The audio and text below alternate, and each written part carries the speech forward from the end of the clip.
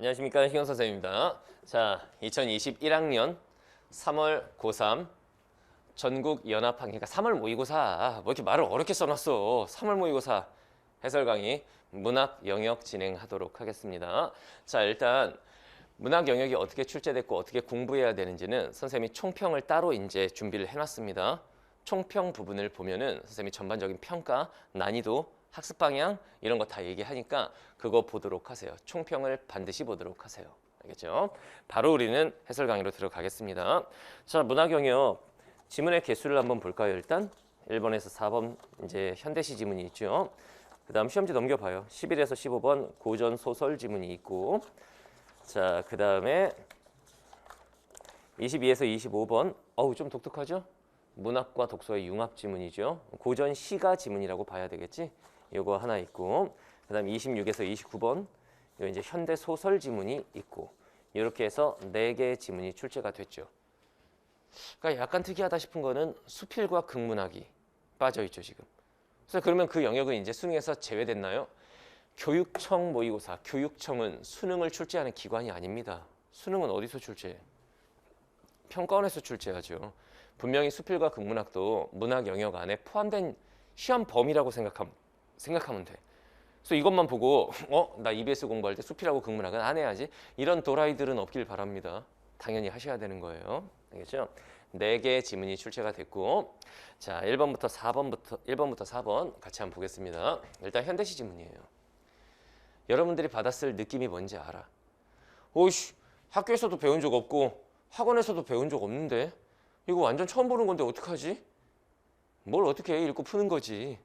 이 지문을 봤을 땐 굉장히 낯설어서 좀 큰일 났다 싶었을 수 있는데, 문제를 풀어보면 문제가 어렵지가 않아. 특히나 선생님한테 배웠던 제자들은 문제 분석을 딱 하고 가 읽고 나를 읽는 게 아니라 가 읽으면서 풀 문제 풀어버리고, 그 다음 나 읽고 나서 풀 문제 풀어버리고, 이런 식으로 가다 보면 굉장히 빠른 시간 안에 문제를 풀었을 수 있을 거예요. 알겠죠? 자, 여기서 뭐 시 하나하나를 선생님이 자세히 설명하진 않겠습니다. 여기서는 살펴볼 문제가 사실 별로 없거든. 1번 문제 한번 볼까요? 1번 문제 오답률이 생각보다 좀 높았어요. 오답률 10위 안에 이 문제가 들어있더라고. EBS 발표 자료에 따르면. 좀 깜짝 놀랐습니다. 그렇게 어려운 문제가 아닌 것 같은데, 그죠? 자, 1번 가와 나에 대한 이해. 그러니까 이런 문제 풀 때 가, 나를 읽고 종합해서 풀려고 하면 안 돼. 선생님 제자들은 이렇게 잘라서 가죠. 가 읽고 나서 가에 대해서만 따져보고 답 나오면 써버리는 거지. 잘라서 가면은 그렇게 어렵지 않아요. 선택지 1번 봐봐. 가와 달리 나는, 달리라는 말이 있으니까 가에는 없어야 된다는 얘기지. 의태어를 사용하여 시적성. 의태어 뭔지 몰라요? 의성어, 의태어 우리가 음성 상징어라고 그랬지? 의태어, 동작, 행동 이런 걸 흉내낸 말. 나에서 한번 찾아봐요. 뭐 있나요, 의태어가? 뱅뱅. 또 있어. 어정어정. 막 이런 거 있잖아. 근데 가에는 그런 게 없어요. 답은 1번이죠.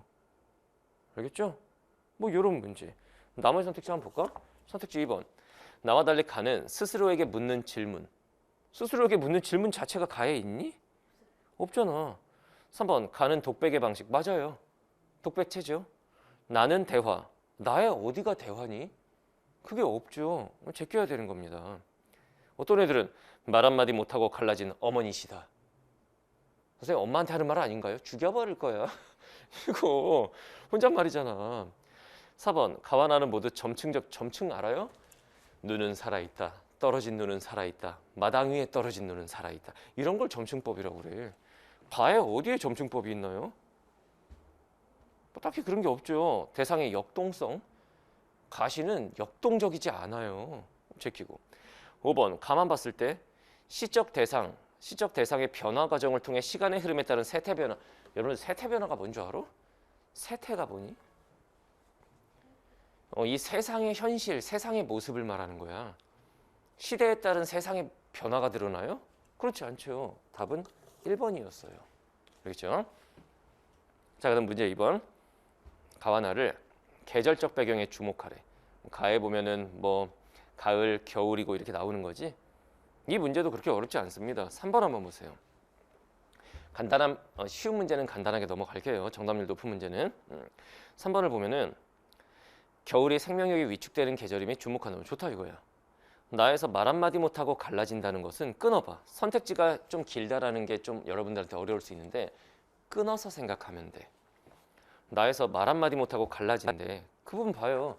말 한마디 못하고 갈라진 누구?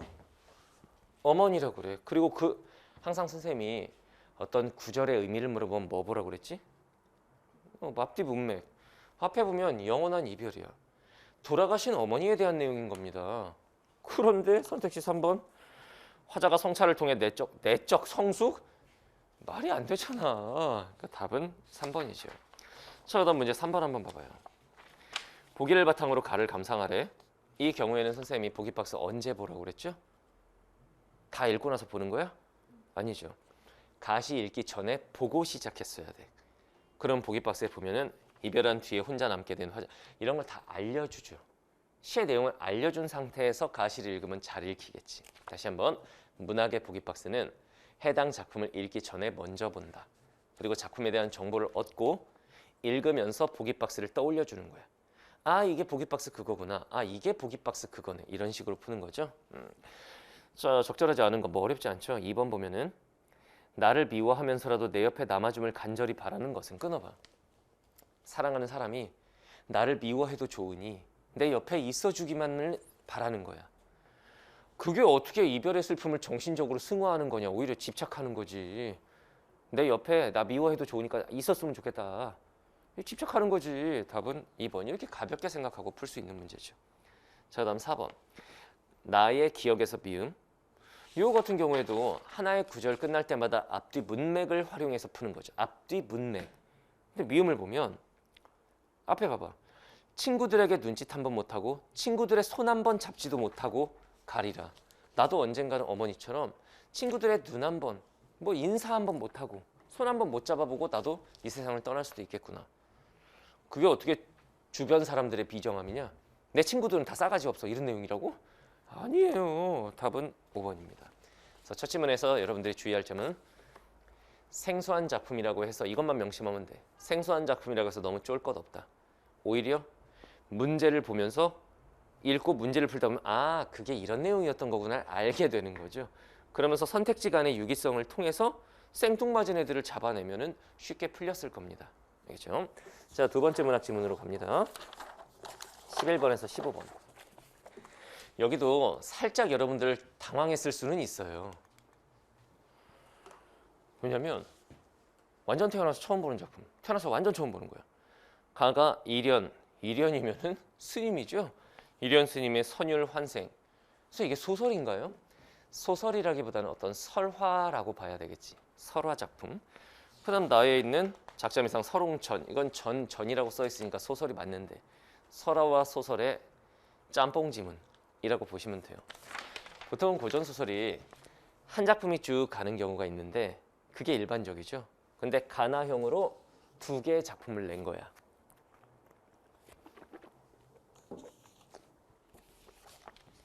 좀 성의 있게 내려고 한 것 같아요. 요즘 수능의 대세가 국어는 융합형 지문이다 보니까 한 작품으로 단독으로 안 가고 두 작품을 섞어가지고 이렇게 출제하고 뭐 이렇게 한 것 같은데 이럴 때 여러분들 조심해야 되는 건 가를 읽은 상태에서 연타로 나를 읽으면 망한다. 그리고 아무 생각 없이 지문부터 읽기 시작해도 망한다. 요거 한번 해줘볼까? 문제 분석. 문제 분석을 먼저 하고 문제 푸는 순서와 전략. 요거 얘기해 줄게요. 요즘 이제 선택형 수능의 특징이 뭐냐면 한 지문당 문제 개수가 이전에 비해서 많아졌죠. 그러면 어떻게 해야 되냐면은 문제 분석을 먼저 합니다. 그 다음에 지문 독해로 들어가는 건데 국어 영역에 전통적인 딜레마가 하나 있죠. 문제 분석이 먼저냐, 지문 독해가 먼저냐. 옛날에는 선생님이 뭐 본인 편한 대로 해라 이렇게 설명을 했었는데 지금은 다릅니다. 시대가 이렇게 된 이상 아무 생각 없이 지문을 쭉 읽고 나서 문제 풀면 아무 생각 없는 점수가 나와요. 이제는 시대가 문제 분석을 먼저 하면서 여기서 뭘 해야 되냐면은 문제 푸는 순서와 선생님 순서가 1, 2, 3, 4, 5 이렇게 푸는 거 아닌가요? 그러니까 점수가 안 나오지. 문항 번호는 문제 푸는 순서와 관련 없습니다. 알겠죠? 문제 푸는 순서, 그 다음에 문제 유형별 전략.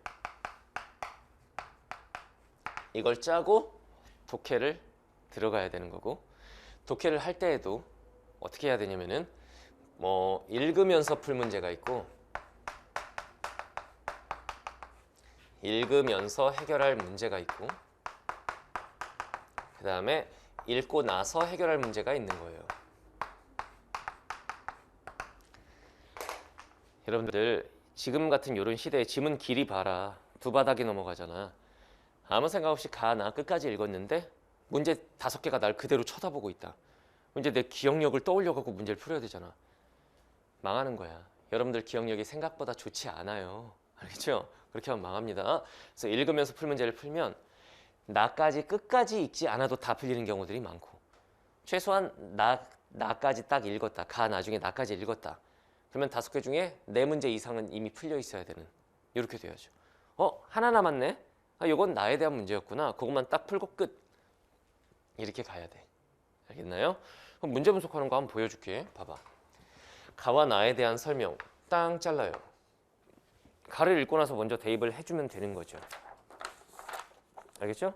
그러면 선택지 최소한 몇 개 날라가고 그 다음 남은 선택지 중에 나에서 답 결정. 이렇게 하면 되죠. 그 다음 12번. 가의 선율이라는 애에 대한 이해. 선율 인물이죠. 가 끝나고 무조건 해결을 했어야 돼. 자, 그 다음에 끝나고도 아니야. 읽으면서 해결했어도 돼. 12번, 13번. 기억에서 미음. 하나 나올 때마다 앞뒤 흐름과 관련해서 푸는 거죠. 이것도 사실 가에 있는 기억, 니은 중에서 답이 나와버리죠. 그 다음에 14번. 나를 읽고 알 수 있는 내용, 적절하지 않은 것은 이렇게 나왔죠. 그럼 이거는 나에 대한 단독문항이 되겠지. 나를 읽으면서 푸는 거야. 일종의 일치문제.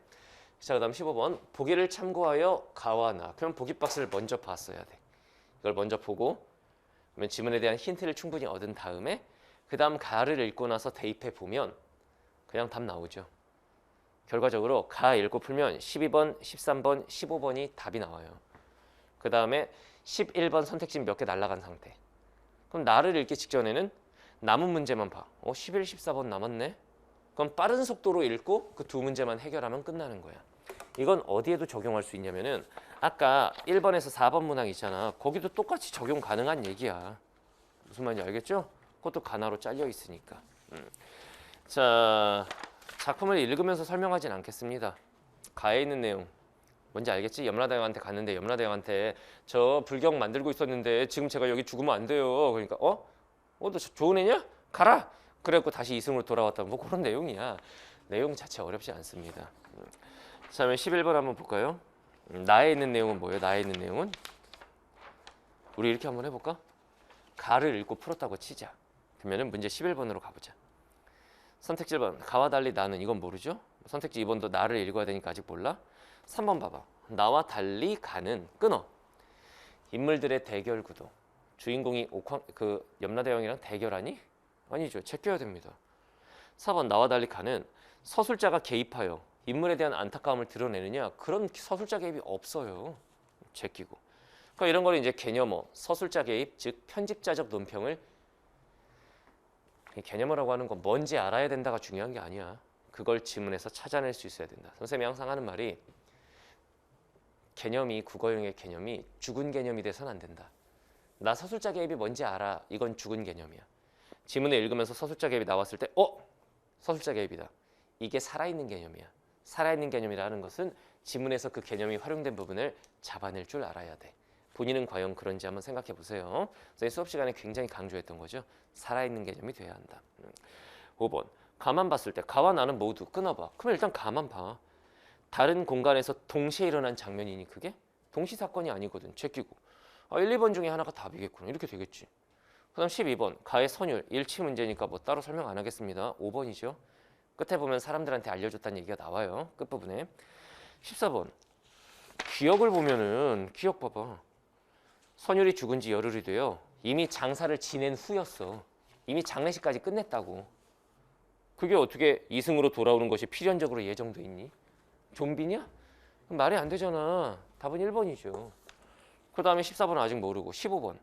보기박스에다가 대입을 해봐. 보기박스에 무슨 윤리의식, 선업, 좋은 일과 나쁜 일 구분하고 뭐 윤리의식을 강조한다 이런 게 나오는데 가와 관련해서 선택지 4번 한번 봐봐. 가에서는 여인이 선율에게 부탁을 했죠.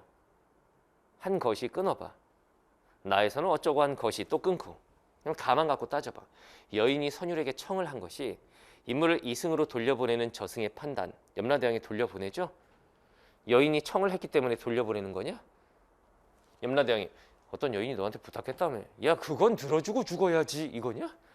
아니야. 왜 돌려보낸 거야? 불경 만들고 있다고 하니까 야, 그렇게 훌륭한 일을 하고 있었죠? 이런 거 아니에요. 그거죠. 그러니까 답은 4번이죠. 윤리적 정당성은 지문에서 불경제작과 관련 있는 거지. 세 문제가 끝났지? 그 다음에 나를 보면 설옹전인데 이것도 애가 저승사자한테 끌려갔어요. 저승사자 알아? 도깨비의 이동욱. 그런 애한테 끌려가면 참 좋겠지요. 끌려갔어요. 어쨌든 끌려갔어. 알겠지? 끌려갔는데 이 부분은 중략 바로 밑에 보면 저승이라는 공간에 대한 묘사가 있죠. 마치 신과 함께를 보는 듯한 그런 묘사라고 하는 건 눈에 보이듯 그림을 그리듯 자세히 설명하는 거. 그게 가와 다른 점이야. 그래서 11번의 답은 1번인 거죠. 가와 달리 나는 공간, 여기서 공간은 저승을 떠올려야 되는 거지. 항상 선택지를 볼 때는 지문과 매칭시켜서 말 바꾸기를 잘해줘야 돼. 공간이라고 하면 공간이라고 하지 말고 저승 이렇게. 그거 바꾸는 것만 해도 큰 문제 풀 때 큰 도움이 되지. 저승의 특성과 분위기 되게 막 무섭죠? 구체적으로 묘사했다. 답은 1번인 거예요. 2번 봐봐. 나는 주인공이 겪은 일. 좋아. 그 후에 벌어진 경과를 서술할 소재의 의미 이런 게 안 나온단 말이지. 그 이후의 사건, 그 이후에 등장하는 소재 안 나와요. 답은 1번. 자, 다음 문제 14번은 그냥 나에 대한 일치 문제니까. 지문의 맨 끝부분 봐봐. 세상에 머물면 고생으로 지낼 터이기로. 너 어차피 세상에서 고생할 거다 이렇게 말했지? 그러니까 답은 2번 고생하지 않고는 안 되는 거죠. 끝. 이렇게 풀면 간단하다고. 가와 나를 다 읽고 머릿속에서 종합해서 비교해서 풀면 지옥 같겠지만 이렇게 풀면 간단하다. 그렇죠? 자, 그다음 넘겨보세요. 이제 또 문학지문, 세 번째 문학지문. 22번에서 25번으로 갑시다. 자, 이것도 역시 문제 분석을 정확하게 하고 그 다음에 읽으면서 풀 문제들을 풀어 제껴버리는 거야. 그러면 지문 끝까지 읽을 필요도 없죠, 이거. 다시 말하면 마지막 문단을 안 읽어도 봐봐. 이게 안 읽어도 이거 안 읽어도 아마 문제가 이미 다 풀려 있을걸? 그렇게 해서 스피드업, 속도 조절을 하는 거야. 이 마지막 읽을 필요도 없어. 그냥 여기까지만 딱, 여기도 사실 필요 없어. 여기까지, 마까지만 딱 읽어도 그때그때 해당하는 문제를 풀면 문제가 이미 끝나 있을 겁니다. 그렇게 풀었나요? 그런 문제였어요. 그리고 내용은 고전 시가에 등장하는 달에 대한 건데 달이 어떤 기능을 하는지를 다 얘기했어요. 님과 이별하는 배경이다. 그런 작품은 이런 게 있다. 그 다음 화자의 정서를 불러일으킨다. 그런 작품은 이런 게 있다. 그리고 화자와 님을 이어준다. 그런 작품엔 이런 게 있다. 다 설명해줬잖아. 유형은 기존 수능하고 다른 신유형이라고 볼 수 있지만 문제가 워낙 쉬웠습니다. 자, 22번 한번 볼까요? 가나다라마의 달을 이해하시오. 적절하지 않은 것은 3번이죠. 다의 달은 화자의 내면을 빗댄 것도 아니고 화자의 정성을 의미하는 건 더더욱 아니고. 답은 3번.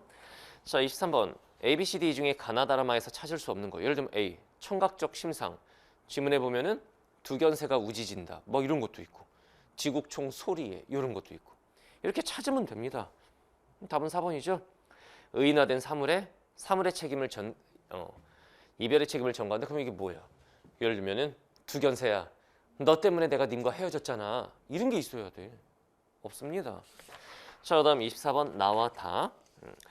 그냥 나 끝나고 대입해 주면은 끝나요, 그냥.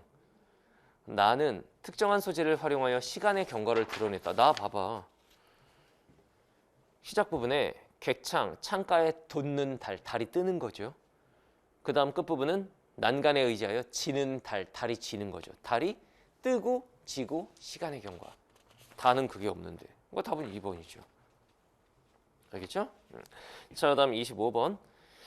그냥 볼 땐 어려워 보일 수 있는데 막상 풀어보면은 보기박스에다 대입하라는 거잖아. 보기박스에 이런 말이 나와. 자, 자기 자신의 처지가 되게 불쌍한 상황인가 봐. 가련하다. 헤어졌대요. 그런데 달이 나를 비추고 있는데, 경대라고 하는 거는 거기 어휘풀이도 있네. 화장대를 비추는데 주렴, 커튼 사이에 달이 비치는데 주렴 커튼을 걷어도 사라지지 않아요. 달이 안 사라져.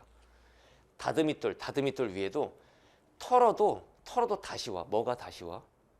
달이 다시 온다는 얘기야. 그러니까 자꾸 사라지고 떨쳐내고 싶은데 자꾸 오는 거예요. 알겠죠? 그럼 선택지 3번 봐봐. 털어도 다시 오네. 달이 사라질까 봐 걱정하는 게 아니라 달이 사라졌으면 한다 이거야. 알겠죠? 그럼 답은 3번이 되죠.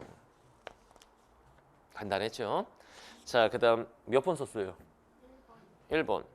기억은 이별한 이후의 상실감을 형상화하고 있으므로. 일단 이후 헤어지니. 이별했죠? 이별하는 상황을 형상화하는데 기여하는 달의 기능은 찾을 수가 없겠군.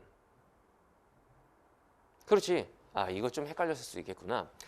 기억은 뭐냐면, 기억하면 봐봐. 기억은 님과 이별하는 배경이라고. 이별하는 배경이 무슨 말이야? 사랑하는 님과 내가 헤어지는 장면의 배경이 된다는 얘기야. 무슨 말인지 알겠죠? 다시 말하면 우리 헤어져 하고 있는데 저기 달이 떠 있는 거야. 그래서 지문에서 가 부분을 보면은 가는 달이 뜨자 배가 떠나. 배가 떠나지. 그 배를 타고 님이 가나 봐. 근데 그 이별 장면에 달이 떠 있는 거야. 근데 이거 같은 경우에는 뭐냐면은 이미 헤어진 이후란 말이야. 아, 이거 쓴 애들 있을 수 있겠다. 이거는 헤어진 이후야. 가련하다 누대 위에서 배회하는 달은 헤어진 이의 경대 화장대를 비추고 있으니 이미 헤어졌다는 거지. 지금 님과 헤어지고 있는 배경에 떠 있는 게 아니라 헤어진 이후야 이미. 그러니까 선택지 1번. 이별한 이후의 상실감이므로 이별하는 상황에 떠 있는 달이 아니다 이런 뜻이거든. 1번 선택지 무슨 말인지 알겠죠? 이런 문제였습니다. 자, 그 다음 26에서 29번 현대 소설이에요. 은희경 작가의 새해 선물. 이야, 은희경 작가의 작품이 출제될 줄이야. 물론 EBS랑은 관련이 없습니다. 이 작품도. EBS 연결 작품 한 개도 없지? 자, 일단 봐봐. 지문이 굉장히 긴데 내용 자체가 그렇게 어렵지가 않죠.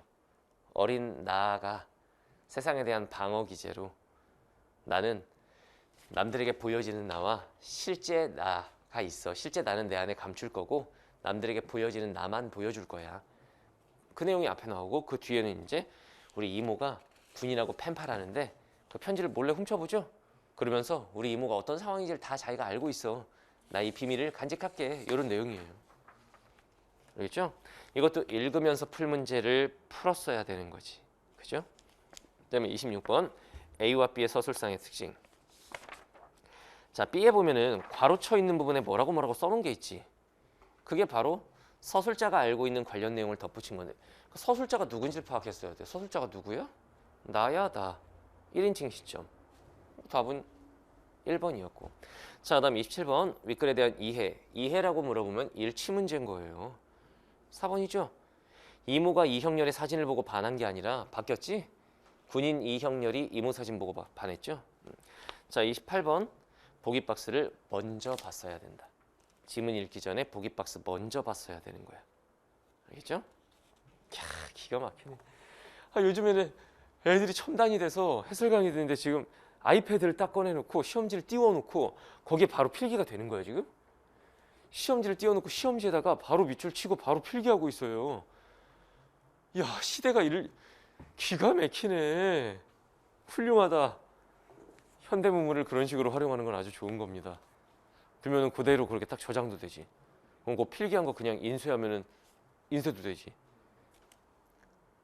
나는 원시인이었다. 요즘에 어떤 선생님들은 진짜로 아이패드에다가 교재 띄워놓고 그걸로 수업 준비해서 바로 인쇄해버리고 이런 경우도 있거든. 근데 나는 종이에다가 하는 게 좋더라고.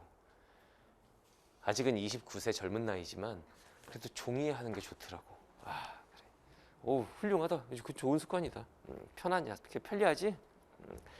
자, 보기 박스 먼저 봤어야 되는 거고 5번에 보면 이모의 비밀을 혓바닥 밑에 뭐라고? 감추고 있다.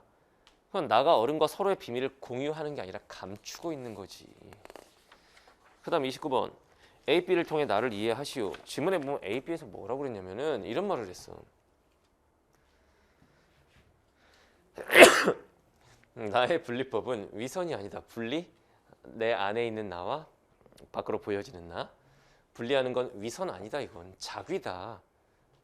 이것만 봤을 때 무슨 말인지 모르겠죠. 자귀는 위선보다 복잡한 감정이지만 이거는 부도덕한 일이 아니다. 그러므로 결론이 뭐냐면 이제 내가 아는 어른들의 비밀을 털어놓는데 나는 아무런 거리낌도 없고 빚진 마음도 없다. 그래서 이모의 비밀을 내가 털어놓겠다. 그렇지만 이거를 어른들한테 알린 건 아니고 내가 이 글에서 알려준 거예요 지금. 이거예요 이거. 이 비밀을 털어놓는데 아무런 거리낌도 빚진 마음도 없다. 왜? 위선이 아니라 자귀거든. 그래서 답이 4번이죠. A가 아닌 B로 규정하여 심리적 부담감에서 벗어나는 거지. 알겠나요?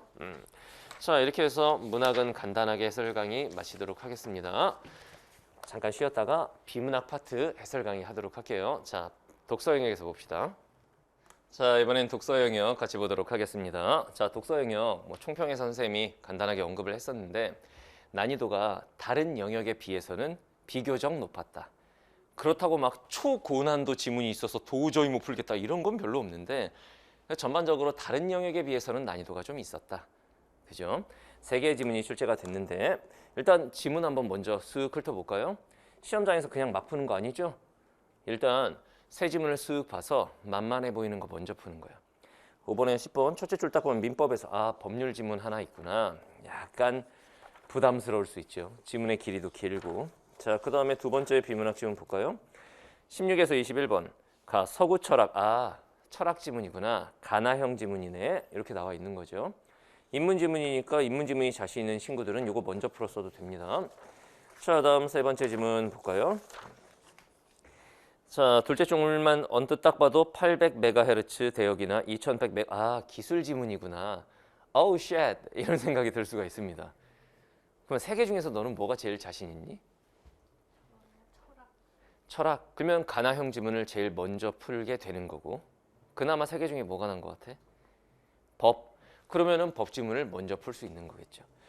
순서대로 푸는 거 아닙니다. 선생님이 항상 문제 푸는 순서를 얘기하지만 문학, 독서, 선택 과목이 있으면 제일 자신 있는 영역을 먼저 푸시는 거예요. 알겠죠? 그리고 문학은 그 안에서 영역별로 현대시 풀었으면 고전시가 문제 유형이 비슷하니까 현대소설 풀었으면 고전소설 이렇게 묶어서 풀고 그 다음 독서 영역은 쉬워 보이는 거 먼저 그 다음에 제일 어려워 보이는 거 마지막에 이렇게 풀고 선택 과목은 선택 과목대로 풀고 알겠죠? 자, 한번 보겠습니다. 그러니까 이게 시험지를 보면 문학, 비문학, 문학, 비문학 이렇게 나오잖아. 그걸 순서대로 쭉 이렇게 푸는 게 아니라는 얘기를 하는 거야 지금. 이렇게 영역끼리 모아서 푼다. 자, 일단 첫 지문은 법률 지문인데 지문의 길이가 상당히 길고 문제 개수가 6개죠. 지금 보면은 세 지문에 665 구성이야. 6문제, 6문제, 5문제 이렇게 돼 있는 거지. 일단 아무 생각 없이 위에서부터 쭉 읽으면 안 돼. 문제 분석을 하면서 문제 푸는 순서와 전략을 짜는 거예요. 이 해설 강의의 포인트는 그겁니다. 하나씩 읽어주면서 다 설명하는 거 말고. 알겠지? 자, 봐봐. 윗글에 대한 설명 이렇게 나오면 서술 방식이죠. 적절한 것. 적절한 것은 언제 풀면 되느냐? 언제 풀라고 그랬죠? 서술 방식인데 적절한 거 물어보면 마지막 문단 직전에. 알겠죠? 마지막 문단 직전에 풀어준다. 다 읽고 풀 필요 없다는 얘기입니다. 그 다음 6번. 윗글의 내용과 일치하지 않는 것은 일치 문제. 이런 건 언제 풀어야 되느냐? 중간 확인이다. 다 읽고 푸는 거 아니다. 다 읽고 풀면 항상 말하죠. 요즘에 이제 국어 강의 많은 선생님들이 지문을 정독을 해서 지문의 내용을 장악한 상태에서 문제를 하나하나 차분하게 풀어간다. 그게 차분하게 풀리냐? 여러분들이 독해력이 뛰어난 세대가 아니기 때문에 이 긴 지문을 한번 쓱 읽고 지문의 모든 내용을 장악한다라는 건 사실상 힘들다고 봐야 돼요. 여러분들 세대에 맞게 풀어 부분 독해를 통해 문제풀이를 합니다. 선생님 제자들 중에서는 어떤 친구는 4등급이었다가 선생님이 가르치는 방식으로 부분 독해를 통해서 그때그때 해당 문제를 푸는 이런 방식으로만 바꿨는데 1등급으로 바로 오른 친구도 있어. 문제 푸는 방법에 변한 거지. 한 자신의 머리의 한계를 생각해서 한 두어 문단 읽고 풀 수 있는 문제 풀고 또 한 문단 읽고 거기에 걸리는 문제 있으면 풀고 이런 식으로 가준다는 얘기야. 요즘 세대 여러분들에게는 그런 풀이법이 맞아요. 중간 확인을 하다 보면 일치 문제는 지문 끝났을 때 무조건 답이 나와 있어야 돼. 거기서 새 출발하면 큰일 나. 선택지 하나마다 다시 찾고 하면 안 된다는 얘기야. 알겠죠? 자, 다음 7번. 일정한 기준에 대해 이해하시오. 그러면은 이건 언제 끝나는 건 언제 풀어야겠니? 일단 이럴 때는 위치 확인을 해. 한번 쓱 봐봐. 아, 오른쪽 부분 맨 위에 있네. 그럼 이건 언제 풀어야 되느냐? 지문 다 읽고 풀면 여러분들은 필연적으로 그 부분을 다시 읽게 돼 있어. 왜냐면 그 뒷내용이 머릿속에 다 들어오게 되면은 이 부분의 내용을 덮어버리기 때문에 이거 기억 안 나.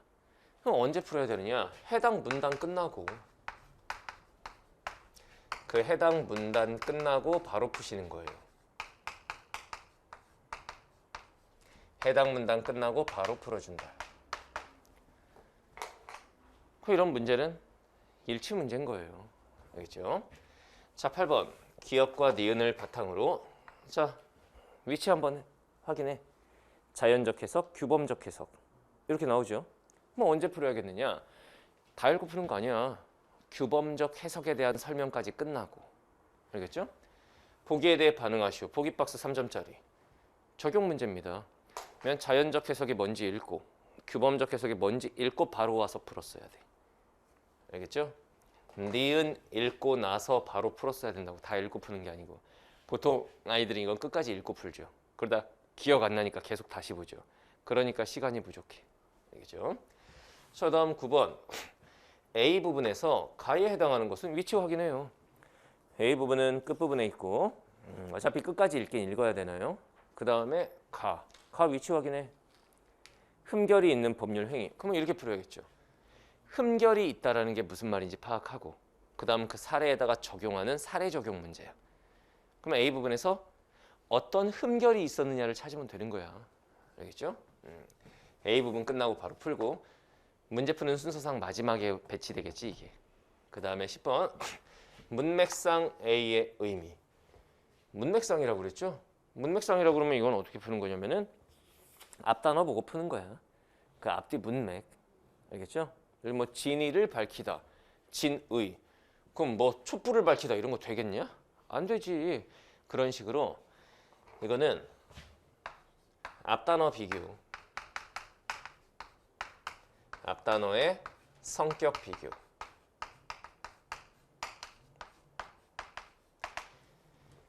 진의를 밝히다, 진의, 진짜 뜻이란 얘기죠. 그럼 그거랑 제일 비슷한 단어가 있는 걸 고르면 되는 거예요. 문제 풀 때는 읽다가 A가 나왔다고 와서 보는 게 아닙니다. 그 문단 끝나고 푸는 거야. 그 문단 끝나고. 알겠죠? 자, 한번 해보겠습니다. 지문. 간단하게만 읽어볼게요. 이 지문. 1문단에 보면 법률 행위가 뭐냐. 그리고 의사표시라는 게 뭐냐. 이런 얘기 나와요. 의사표시는 말이나 글뿐 아니라 동작이나 침묵도 된다. 그리고 이제 중요한 개념이 뭐가 나오냐면 표의자와 표시 수령자. 이게 제대로 머릿속에 자리 잡지 않으면 뒷부분 독해가 안 되죠. 표의자가 뭐냐? 의사를 표시한 사람. 내가 이거 분필 너한테 줄게. 그럼 내가 표의자야. 그럼 표시 수령자는 뭐냐? 그 상대방. 내가 너한테 이거 준다고 그랬어. 그럼 네가 표시 수령자야. 알겠죠? 근데 여기서 문제 삼는 건 뭐냐면 표시 수령자가 표의자의 의사표시를 표의자의 진의와 참 의미와 진짜 뜻과 다르게 받아들이게 되는 경우. 그러니까 나는 이런 의도로 말했는데 너는 다르게 받아들였어. 이럴 땐 이제 법률 행위의 해석이 필요하다는 얘기야. 이게 이 글의 중심 화제가 되죠. 1문단 독해에서 중요한 거 중심 화제 파악, 그 다음 예측 독해 이거잖아. 그 다음 법률 행위의 해석이 뭔지가 나옵니다. 그 다음 2문단에 보면 법률 행위의 해석엔 기준이 있어야 되는 건데 그 기준이 뭐가 있냐면은 당사자가 법률 행위로 달성하려고 하는 목적, 그 다음 두 번째 그 법률 행위 할 당시의 사정, 그 다음 세 번째 관습, 그 다음 네 번째 임의 규정, 그리고 다섯 번째 신의성실의 원칙. 5가지가 나오는 거야. 이 문단 끝나고 나서 바로 풀었어야 되는 문제가 문제 7번이었던 거죠. 알겠나요? 그럼 그건 1초 문제로 그냥 답 5번 나오는 거지. 법률 행위와 관련된 관습이 있을 때 당사자가 그 관습을 따르겠다는 의사표시가 있어야 되느냐? 아니에요. 여기 보면 뭐라고 나오니? 당사자의 의사표시가 없거나 명확하지 않을 때 관습에 따른다고 그랬어. 없을 때요. 없을 때. 답은 5번이죠. 이렇게 한 문제 끝내주는 겁니다. 알겠죠? 자, 그 다음에 다음 문단 보면은 법률 행위의 해석 방법이 나와요. 자연적 해석, 규범적 해석, 보충적 해석. 이제 이 문단 독해의 중요한 거는 정보 구별이죠. 동그라미, 세모, 역세모, 뭐 시각적 표시하면서 구별하는 거야. 자연적 해석이 뭐냐? 표의자가 뭐였어? 나 분필 줄게 라고 말하는 사람. 이 표의자의 진위를 밝히는 게 자연적 해석이래요. 알겠죠? 그 다음에 여기 보면은 표의자의 진위대로 가는 거다. 오표시 무해의 원칙이라고 해도 표의자의 의사를 해하지 않는다. 즉 표의자의 의사가 중요하다라는 거예요. 알겠나요? 이게 자연적 해석이다. 만약에 여기까지 읽고 나서 문제 10번을 풀었다. 어휘 문제 바로 푸는 거야. 진의를 밝히다. 그러니까 이런 거 어떻게 푸는 거냐면 진의를 밝히다래. 진의. 앞단어가 진의야. 진짜 뜻이란 얘기죠. 그 다음에 선택지를 봐봐. 선택지 1번 촛불, 선택지 2번 어젯밤을 꼬박 밝혀 밤샜다는 얘기지. 3번 눈, 4번 사건의 전모, 5번 음식. 진의와 가장 성격이 유사한 단어 뭐겠니? 4번이죠. 이렇게 푸는 거야. 잘 들으세요. 여기서의 밝혀는 이런 뜻이고 여기서의 밝혀는 이런 뜻이고 외워봐야 소용없다. 수능 시험장엔 이 단어가 나오지 않습니다. 결국은 문제를 푸는 방식을 알면 되는데 문맥적 의미는 앞단어의 속성을 비교해서 풀어주는 거다. 앞단어만 따다다다닥 밑줄 치고 진의, 사건의 전모 비슷하네. 답 4번. 이렇게 푸는 겁니다. 그럼 한 문제 또 풀었잖아. 이렇게 풀어가는 거라고. 선생님이 수업을 이렇게 진행을 하죠. 다 읽고 나서 모든 내용을 머릿속에 다 장악했지? 다 기억나지? 하나씩 풀어보자. 아니 그게 수업 들을 땐 되는데 니네가 되냐고. 그게 안 된다고. 알겠죠? 자, 그 다음에 이쯤에서 일치 문제를 한번 건드려 보는 거야. 문제 6번으로 가볼까요? 선택지 1번 민법에서의 법률 행위는 끊어. 의사표시 맞죠? 2번 보충적 해석은 아직 안 나왔지? 넘어가. 3번 언어 없이 몸짓만으로도. 그래, 몸짓도 의사표시라고 했죠? 맞고. 4번 법률 행위의 해석, 법률 행위의 성립 유효성 맞죠? 5번 지금까지 나온 걸로만 보는 거야. 자연적 해석 방금 봤지? 오표시 무해의 원칙은 끊어. 표의자의 진위보다는 표시 행위를 진위를 중요시한다며. 답은 5번. 그럼 벌써 6번, 7번, 10번 세 문제가 풀려 있다고. 이런 식으로 풀어가면 지문을 읽을수록 마음이 어떻게 돼? 가벼워지죠. 근데 모든 내용을 장악해서 한 문제 한 문제를 순서대로 풀려다 보면 마음이 굉장히 무겁죠. 지문을 이만큼 다 읽었어. 문제 6개가 날 쳐다보고 있어. 토 나와. 그렇게 하면 안 된다고. 네가 문제 푸는 방식을 이렇게 바꾸고 나서 맞는 개수가 많이 늘어났잖아. 이렇게 하면 됩니다. 여러분 세대에 맞는 독해법으로. 그냥 선생님들이 하도 독해력, 지문 장악력 이런 거 강조하니까 그렇게 하면 된다고 생각하는데 선생님들은 그렇게 할 수 있습니다. 가르치는 사람들은. 이게 직업이니까. 학생 입장에서 다른 과목도 여러 가지 걸 공부해야 되는데 이 독해력이라는 게 19년 동안 안 쌓였던 게 책을 안 읽어서 갑자기 독해력이 쌓여서 지문 장악력을 갖게 되느냐. 제발 좀 현실적인 얘기를 하자 우리. 여러분들 세대에 맞는 문제 풀이법으로. 그러면 정답률이 갑자기 확 올라간다. 시간도 확 줄어들고. 지문 읽으면 읽을수록 문제들이 다 풀려 있어.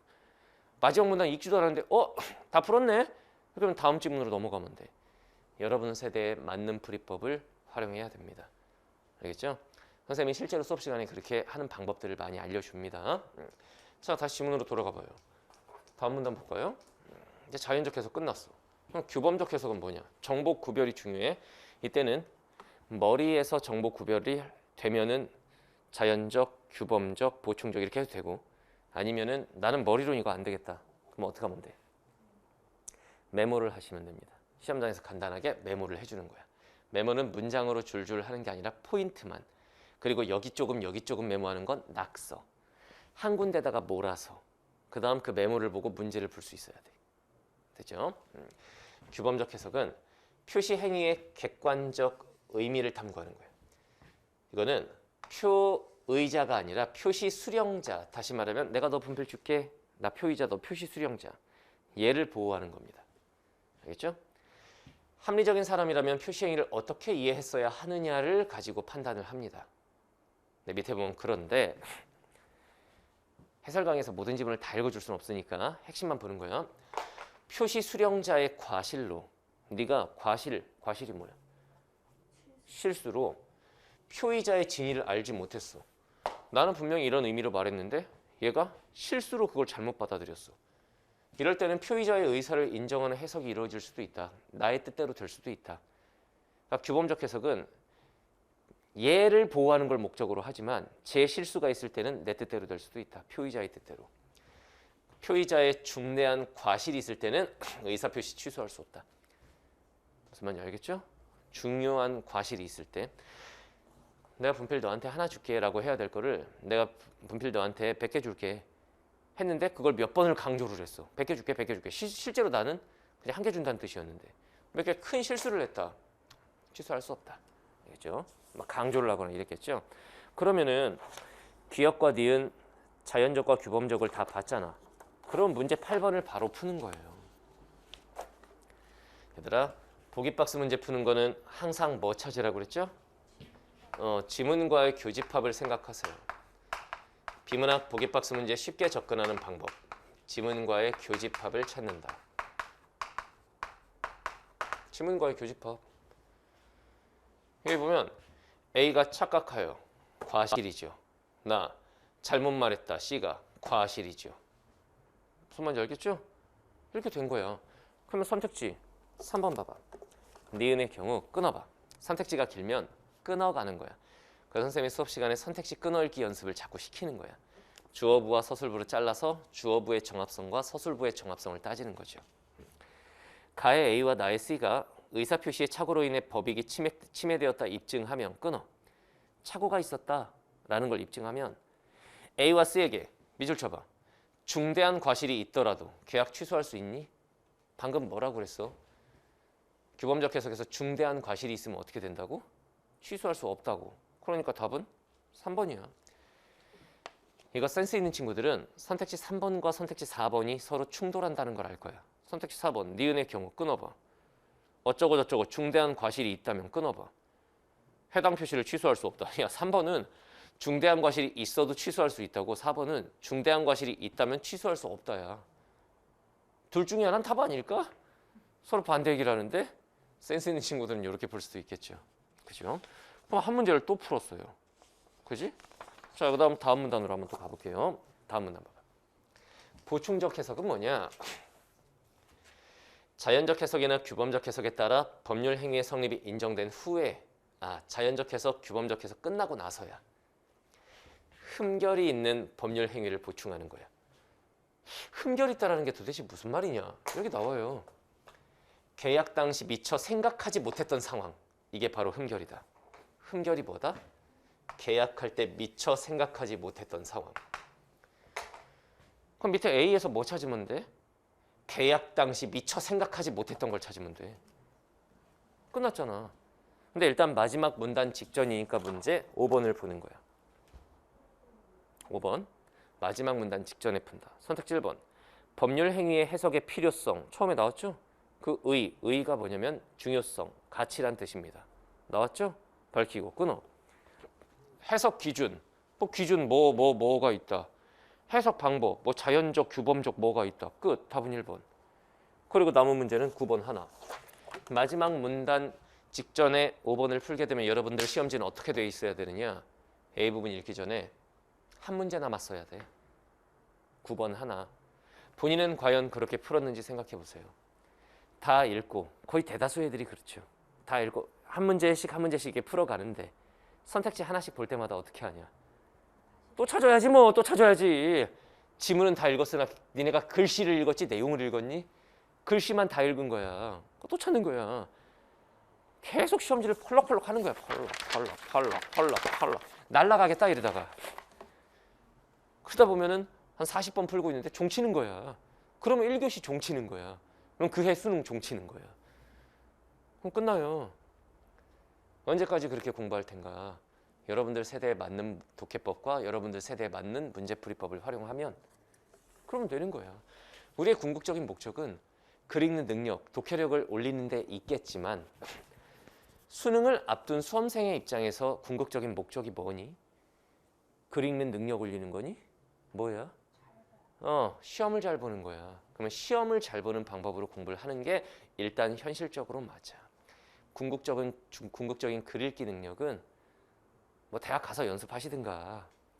물론 선생님도 글 읽는 능력, 독해력을 굉장히 중요시하고 그걸 위해서 어휘력이라든가 문장 끊어 읽기, 문장 읽는 방법, 문장과 문장의 관계, 예측 독해 이런 걸 다 가르쳐요.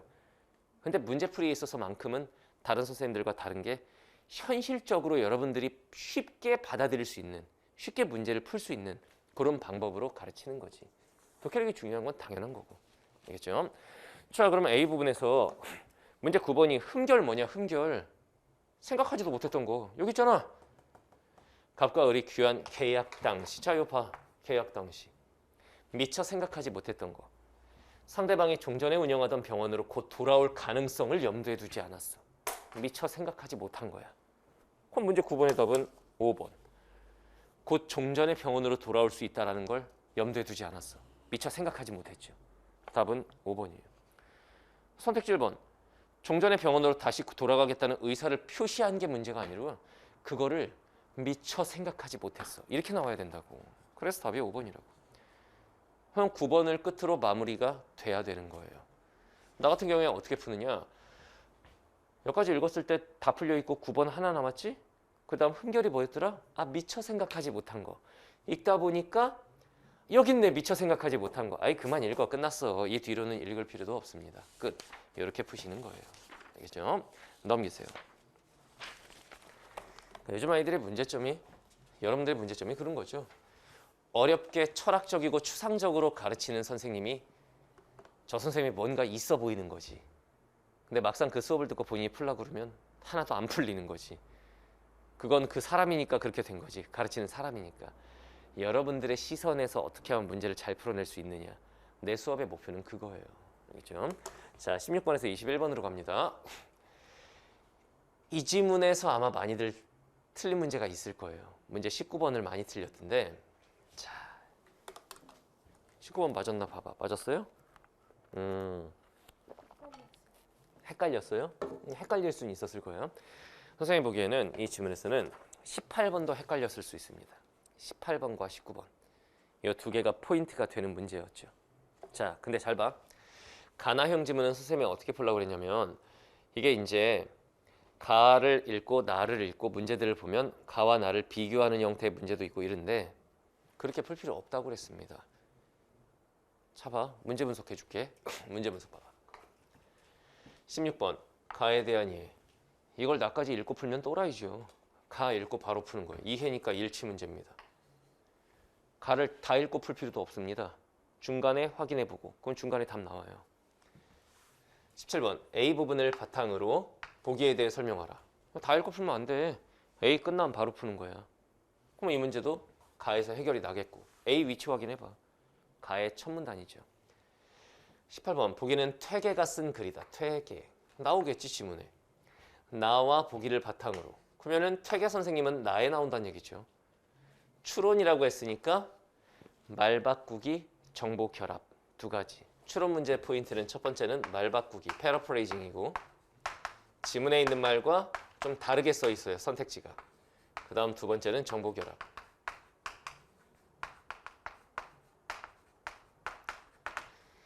여기에 있는 정보와 여기에 있는 정보를 결합해서 하나의 선택지로.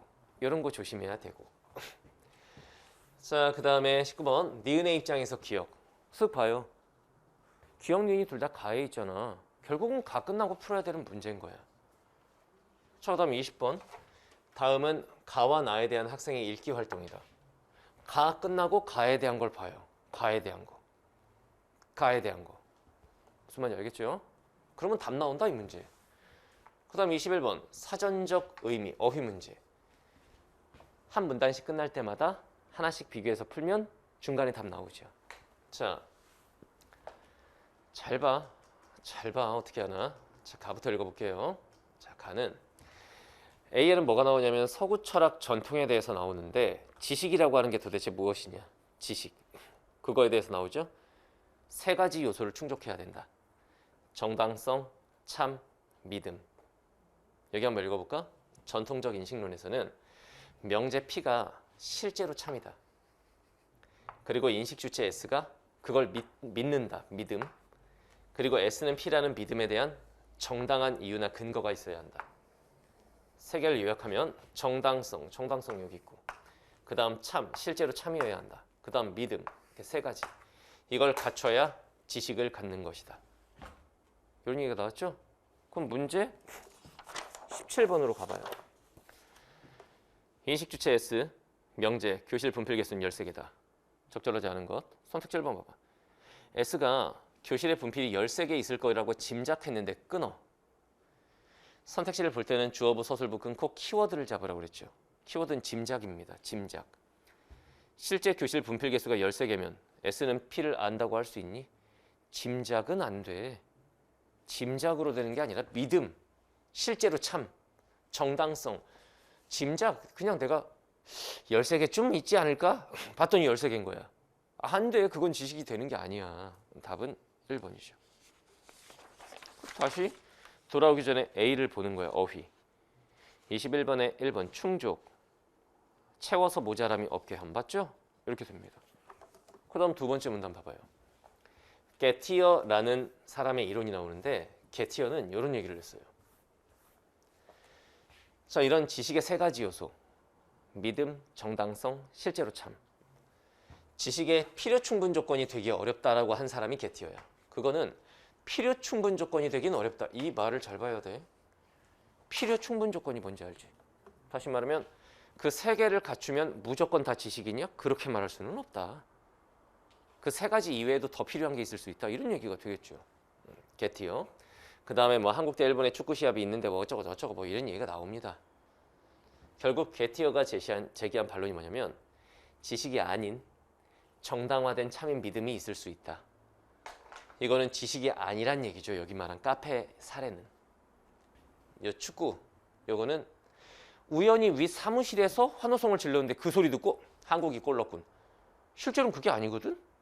그러니까 이런 거는 지식이라고 말할 수 없다는 얘기예요. 그 다음 게티어 이후의 인식론자들은 정당화 기준을 결정짓는 요인에 대해서 두 가지로 말했다. 내재주의, 외재주의. 이렇게 가는 거예요. 여기까지 읽었으면 저걸 또 보는 거야. 어휘. B. 그가 제기한 반론. 이렇게 풀어야죠. 반론을 제기하다. 21번에 2번. 반론을 갖다 바치냐? 이상하잖아. 답은 2번이죠. 사전적 의미는 각 선택지에 포인트를 찍어 그거를 거기다 갖다 넣어. 반론을 제기하다. 반론을 갖다 바치다. 어? 이상하네. 답은 2번. 이렇게. 한 문제 또 풀었죠? 그 다음 이쯤에서 16번. 가에 대한 일치 문제를 한번 봐. 가에 대한 일치 문제. 그거 한번 봐봐. 자, 16번을 보면 선택지 1번. 게티어는 정당성, 참, 믿음의 요소가 지식에 필요한지에 대해 반론을 제기했다. 이게 필요한지를 반론을 한 게 아니라 이건 당연히 필요한데 그걸 갖추고도 지식이 아닌 것이 있을 수 있다. 필요 충분 조건. 그러니까 그거는 필요한데 그게 있으면 다 지식이냐 이런 얘기잖아. 그러면 그거가 필요 없다라는 거야? 그건 아니라고. 답은 1번이라고. 그 세 가지를 갖췄다고 해서 모두 다 지식이 되는 것 아니다. 이 얘기랑 그 세 가지가 필요한지에 대해 반론? 그럼 뭐 필요 없다는 얘기야? 그건 아니잖아. 답은 1번이죠. 알겠죠? 그 다음 밑에 나오는 말, 내재주의는 뭐냐면 믿음의 정당화가 믿음들 간의 관계에 있다. 믿음과 믿음의 관계. 예시 봐봐. 내가 지구는 둥글다라고 믿어. 그 다음에 우주에서 찍은 지구 사진에 관한 내 믿음. 난 저것도 믿어. 내가 믿는 것 두 가지 간의 관계. 이게 내재주의다. 그러면 외재주의는 뭐냐? 객관적 근거가 있어야 된다. 주관적인 믿음 말고. 즉 믿음들의 신빙성이 인지 과정을 거친 객관적 근거에 있어야 된다. 그러면서 하는 말이 뭐야? 내가 책을 앞에다 두고 내 앞에 책이 있다. 이걸 믿어? 내 앞에 책이 있다는 것을 내가 눈으로 직접 보고 있다. 직접 보고 있다. 객관적 증거가 있는 거잖아. 이게 외재주의다. 근데 카페에서 환호성이 들린 거는 내가 직접 보고 있는 어떤 그런 상황이 아니거든. 그러니까 외재주의의 입장에서는 카페에서 환호성 들리는 거 듣고 밖에서 듣고는 한국이 골 넣었다. 이거는 지식이라 볼 수 없다. 이런 얘기를 하는 거예요. 내가 실제로 책을 앞에 놓고 내가 보고 있어. 책이네. 이런 객관적인 어떤 사실 이런 게 있어야 된다고. 됐죠? 자, 그러면은 문제 저거 한번 풀어봅시다. 다가 끝났으니까 19번. 외재주의의 입장에서 기억이 뭐였냐면 한국이 골 넣었다. 외재주의 입장은 이겁니다. 직접 보고 있다라는 객관적 증거. 그것과 나의 믿음의 관계. 믿음, 객관적 증거. 이렇게 가야 돼. 그럼 1번. 기억에서 내 믿음은 카페 안에 다수의 한국인이 있을 것이라고 추론이 가능함으로 정당화된다. 추론으로는 안 돼요. 직접 내 눈으로 봤을 때 한국인이 다수군. 이렇게 돼야 되는 거야. 직접 책을 보고 있어야 돼. 알겠죠? 제끼고. 2번. 기억에 내 믿음은 승진 축하연에 의한 것이지 축구 시합에 의한 게 아니었어. 끊어봐. 윗 사무실에서 들리는 그거였다고. 그걸 보고 나는 오해를 한 거지. 그걸 듣고는. 뭐 이거는 나는 정당화된 믿음을 갖지 못하는 거죠. 따라서 그건 지식이라고 할 수가 없는 겁니다. 답은 2번이죠. 3번, 4번, 5번은 다 안 돼. 왜냐? 외재주의의 입장에서 봤을 때 이 카페에서 그냥 밖에서 카페 얘기 있잖아. 밖에서 카페 안에 다수의 한국인이 있을 거야. 추측을 했어.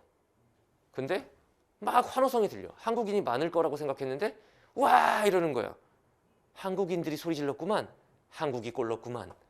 이건 내가 직접 보는 객관적 사실을 바탕으로 한 게 아니잖아.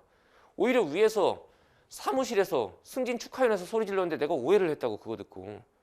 이건 외재주의의 입장에서 봤을 때 책이 있으면 책을 본다라는 어떤 객관적 사실이 있어야 되는데 그런 게 없잖아. 내가 카페 들어가서 한국인들이 많은지 봤어? 한국인들이 소리 지르는지 확인했어? 아니잖아. 지식이 아니라고. 3, 4, 5번 안 된다고. 됐죠? 그 다음 문제 20번으로 가봐요. 가에 대해서만 따져. 근데 이 20번을 거의 다 애들이 나까지 읽고 풀더라 이거지. 자, 20번 봐봐. 가의 필자는 외재주의의 한계는 문제 삼았지만 끊어봐. 야, 외재주의 설명하고 끝났어. 외재주의의 한계가 안 나와요. 제끼고. 그럼 가를 빼. 가 다 날리면 1번, 2번은 안 돼. 자, 그 다음에 다 봐봐. 다. 알미란 무엇인지와 관련하여 가는 게티어가 지식에 대한 서구의 전통적 입장을 문제 삼은 것을 끊어. 반론 제기했다. 맞죠? 일단 얘 앞부분 괜찮고. 라를 봐봐. 가는 현대 철학에서 지식의 습득이 갖는 중요성을 강조한 반면 끊어봐. 가의 내용이 현대 사회에서 지식의 습득이 갖는 중요성. 현대 사회에선 지식의 습득이 중요하다. 이런 얘기니? 아니잖아. 틀렸어. 라를 다 제껴. 4번, 5번 날라가고 끝. 답은 3번. 나 읽기 전에 끝나 그냥. 아니 그렇다면 잘 봐. 나를 우리가 읽지도 않은 상황에서 풀려있는 문제 확인해봐. 16, 17, 19, 20, 21. 한 문제 남았지? 남은 문제 뭐야? 18번 하나. 그러면 나를 읽을 때 우리는 퇴계 선생님한테 집중하면 된다고. 그럼 후다닥 읽고 끝. 이렇게 되는 거예요. 알겠나요? 자, 그러면 나에서는 간단하게 볼게요. 동양이야 이번엔. 가는 서양이었어. 둘의 공통점은 인식론에 대해서 얘기한다라는 거. 주자의 경물치지. 들어봤나요? 생활과 윤리나 윤리와 사상하는 친구들은 들어봤을 텐데. 처음 들어? 뭐 이런 게 있다. 경물이 뭐냐? 구체적 사물에 나아가 그 극한까지 사물의 이치인 리. 요 말을 기억했어야 돼. 문제 풀다 보면 자꾸 리가 이러죠. 리. 사람인 줄 알았으면 망했다. 리가 뭐다? 사물의 이치다. 과연 이 분필의 정체는 무엇인가? 이 사물에 담긴 이치, 리. 탐구해야 한다는 거야, 경물이. 치지는 나의 지식을 극한까지, 극치에 다다르다. 지식을 극한까지 연마하고 확장하여 알매 내용에 미진한 바, 부족함이 없는 것. 그게 치지다. 다음은 보면 퇴계 선생님이 나와요. 그죠? 여기서 잘 봐야 되는 건 당초의 퇴계 선생님의 기존의 입장이 있고 그 뒤에 바뀐 입장이 있어. 기존의 입장은 뭐냐면 물에 격한 것. 말이 어렵죠? 그거 풀어 설명하네요. 이는 물이 뭐야? 뭐 워터 죽여버릴 거야. 물이 뭐야? 물건 요거 사물. 사물을 인식 대상으로 봐요. 분필. 너의 정체는 뭐니? 인식 대상으로 보고 인식 주체인 사람의 마음이 대상에 이른다. 내 마음이 이 대상에 이르는 거야. 얘는 그냥 대상일 뿐 나의 마음이 접근하는 거지. 이게 바로 물에 의한 격. 됐죠? 물에 격한 것. 이거. 하지만 만년에는 만년이 뭐예요? 나이 드셨을 때. 그래서 조심해야 되는 게 이거야. 당초의 입장. 대상물은 가만히 있고 내 마음이 가는 거다. 그리고 만년의 입장. 이게 다르다라는 거. 만년에는 물이 격한 것이다. 이게 무슨 말이냐? 사람이 사물을 인식하고자 하면 너는 누구니? 하려고 하면 사물에 내재한 리가 뭐였어? 사물의 이치. 사물에 내재한 이치가 마음에 이른다. 즉 내 마음이 일방적으로 일로 가는 게 아니라 내가 이걸 인식하려고 하면 여기에 내재한 이치 역시 내 마음으로 다가온다. 이렇게 되는 거예요. 쌍방. 알겠죠? 그러니까 쉽게 말하면 기존의 입장은 내 마음이 일방으로 가는 거고 만년의 입장은 쌍방 이거예요. 사람의 마음이 일방적으로 사물에 내재한 리에서 리를 획득한 것이 아니라 이건 애초에 당초의 믿음. 사람이 사물을 인식하고자 하면 사물의 리가 사람의 마음에 다가온다 이거예요. 내가 이걸 인식하고자 하면 이 사물의 이치가 나에게 다가온다. 이런 얘기입니다. 알겠나요? 뭐 이런 얘기를 했어요. 자, 이게 바로 리자도다 이런 말을 했습니다. 자, 마지막 문단 뭐 굳이 읽을 필요 없겠죠. 가는 거야. 문제 18번. 정리했어야 되는 건 이거야. 퇴계 선생님의 이론 중에서 당초에 어땠느냐와 만년에 어땠느냐. 당초는 뭐라고 그랬니? 물에 격한 것? 당초의 입장 같은 경우에는 물에 격한 것.